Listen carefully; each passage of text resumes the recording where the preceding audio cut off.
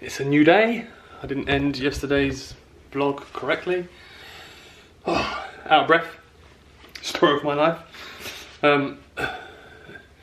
So update really, but before then I need to eat, take medication. It's really late.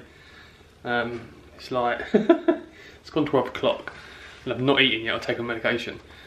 I didn't get to sleep till 3, 4 o'clock last night. I have this. I have to take an injection 3 times a week, which I'm going to talk to you about. And for the last few weeks, I've been getting real severe side effects. And when I say severe, I do mean severe. It's like my whole body goes into. I get chills and I like spasm and shake and my teeth chatter. And I'm cold, even though my bedroom's like 25 degrees. That's not that. Yeah. So then that led last night to a lot of research, which I'm going to talk about, but first I'm going to go get some food. I won't take it with me because it's just driving in my car. We spent the last vlog the whole time in my car. Right, I've had my breakfast, which was lunch. Wasn't even brunch, it was actually lunch. Medication taken. Let's go and talk about this medication I think I'm going to stop taking. I always forget to turn that filter off when I vlog. Out of breath. I start a lot of sentences by going out of breath. So yeah, carry on the update. So I have sarcoidosis. Sarcoidosis is an autoimmune disease. Basically means I've got an overactive immune system. And what it does, I'm trying to think of it in layman's terms. Not that you're stupid, just so I explain it properly. So my immune system gets turned on by anything. And that sounds quite funny. And it makes little nodules where it attacks. So it inflames the skin. I get it on my face, my scalp, sort of down my neck. It inflames the skin. And it keeps on going, and then what it does, from what I understand, it coats what it thinks is the problem, if it can't get rid of it, in like a little nodule. So that's basically what my sarcoidosis does. And obviously every time it keeps on attacking on your lungs, it can get to the point where it's killed all of the structure that it's attacking, which is how I got cavities. Whereas your skin is quite resilient, it heals and regenerates, whereas your lungs don't really. So that's sarcoidosis. Because of sarcoidosis, I was put on immune suppressives to dumb my immune system down. But being on them, I then got aspergillosis. So aspergillosis is a fungal growth. So I had cavities in my lungs, a warm, moist environment, perfect for fungus. That gets in while your immune's a little bit weaker and then grows. So you then come off of the immune suppressants and you get put on antifungals to fight the fungal infection. So both of these diseases, there's no cure, and for how I've got on both of them, one of them is eventually going to kill the person. I've got the two. Maybe they'll counteract each other. Who knows?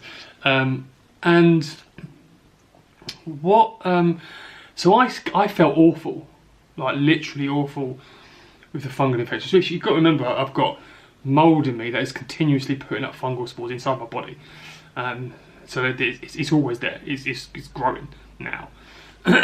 So they put me on this injection. I don't think they use it that much. I'm not sure they fully understand what it does or why it does it. So in essence, I went and got my whole DNA looked at and my immune system looked at, and they worked out that my immune system didn't respond. Didn't's the wrong word. It had a weak response to fungal infections. So that could be candida, the whole spectrum. So they basically were giving me a drug that I inject 3 times a week, which is the chemical my body would produce, or they believe would produce. It's surprising how little, it's surprising how much we know, but also how little we know about the human body.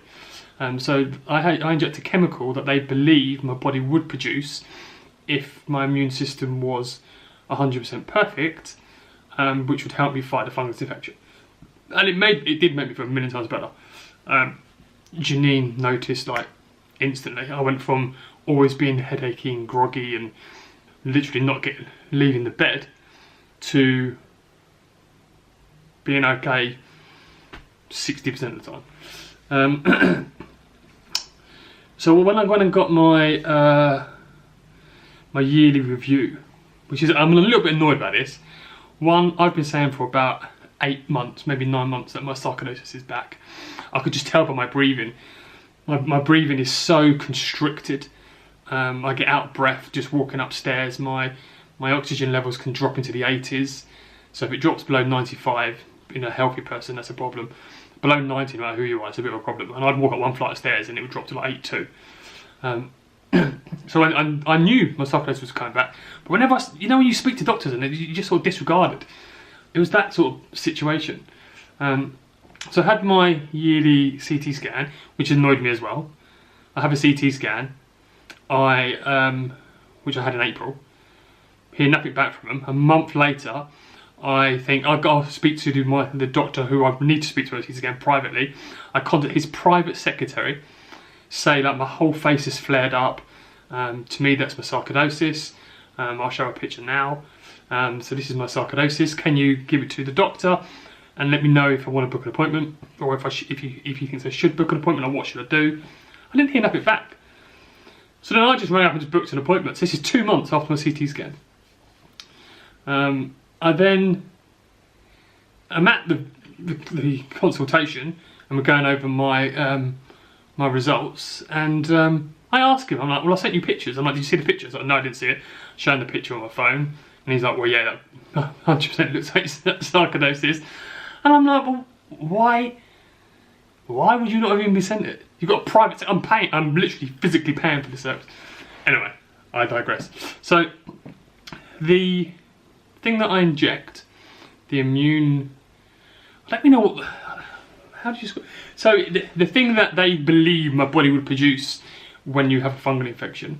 So I inject that. So last night I had another adverse reaction to it. So I've had a few of these in the last few weeks, and I get headaches from it, and I feel a little bit flu-like for about, so I normally take it at night, and then I might feel flu-like up until about 3-4 o'clock the next day. But recently I've been getting like real chills and shaking and uncontrollable and just awful. Can't breathe because I'm shaking so much, my chest is spasming, so I can't get the oxygen in. The first time I used the whole tank of oxygen was 2 weeks ago. So I did a lot of research last night, and what this injection does, or can do, it activates the part of your T cells. Again, try not to get it sounded too complicated because I don't fully understand it. So it activates a part of your immune system, which subsequently is the same part of my immune system as sarcoidosis, which is overactive, and it makes that cause the little bumps.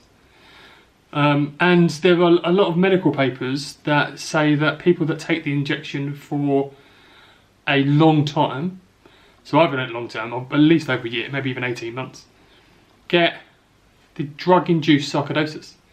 So I'm of the opinion, after reading these papers, which I've read loads of them last night, I'm of the opinion that the medication that I'm taking to make me feel better for the aspergillosis is is causing my sarcoidosis, and the medication that I need to take to fight the sarcoidosis I can't, because it enables the aspergillosis.